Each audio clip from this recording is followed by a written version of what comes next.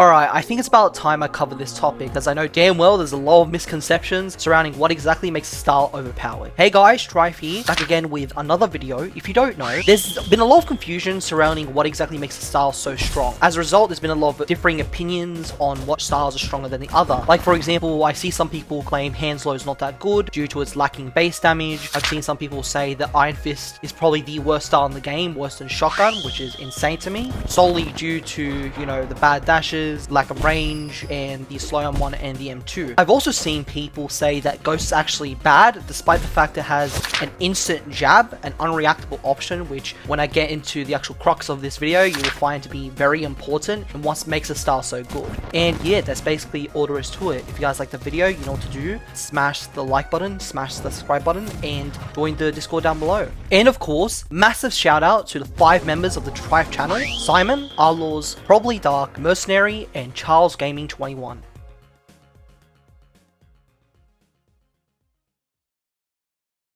Before we begin, we need to establish a couple things. Firstly, Untitled boxing game is fundamentally reaction based. No matter what you say, including feints, you are able to react to just about every single option in this game to an extent.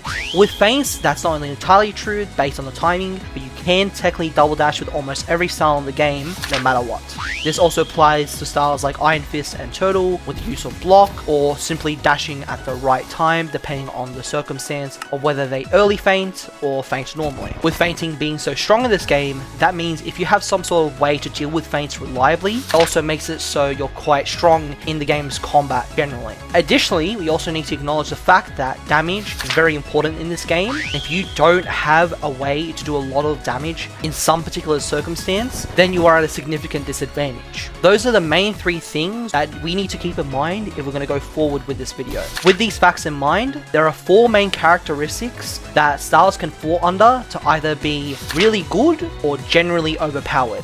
That being some form of unreactable mix, having access to insane damage in some capacity. It doesn't necessarily have to be the base stat, but it can have a mode or situation where it gets insane damage, has great double dashing capabilities, and has great anti-feint capabilities. Now you can probably see where I'm going with this, but generally speaking, if a style has one of these characteristics with no major weaknesses, then it's very likely that it is a good style. On the other hand, if it's a style with 2 or more of these characteristics, or having no major weaknesses, then it is very likely to be overpowered. You can see examples of this in styles like Slugger, for example. Unreactable mix for number 1, and also has insane damage for number 2, with no outward weaknesses that really hold it back.